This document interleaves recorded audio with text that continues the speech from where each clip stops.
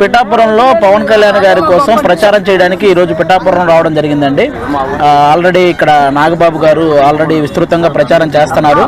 ఆయనతో పాటు మేము కూడా ఈరోజు ఇక్కడ ప్రచారం చేయడం జరుగుతుంది. ఆల్మోస్ట్ మనం ఏ ఇంటికి వెళ్ళినా వాళ్ళు మనం అడగకుండానే వాళ్ళు పవన్ కళ్యాణ్ గారికి ఓటని చెప్పేస్తున్నారు అనమాట. అంత ఇదిగా ఇక్కడ జనాలు ఉన్నారు.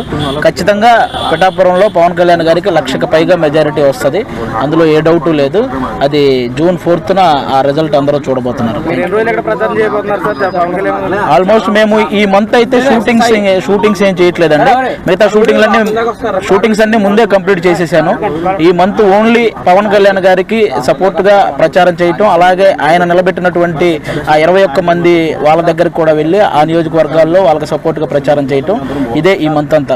వన్స్ ఎలక్షన్ అయిపోయిన తర్వాతే మా షూటింగ్ కూడా అండి. అంతే. పవన్ కళ్యాణ్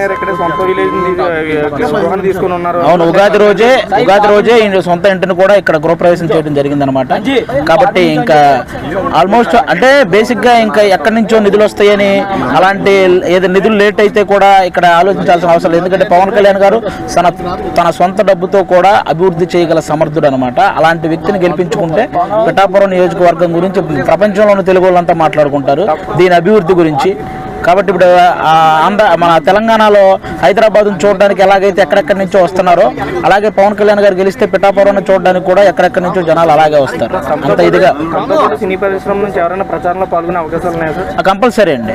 పవన్ కళ్యాణ్ గారికి సపోర్ట్ గా ప్రచారం చేయడానికి చాలా మంది రెడీగా ఉన్నారు.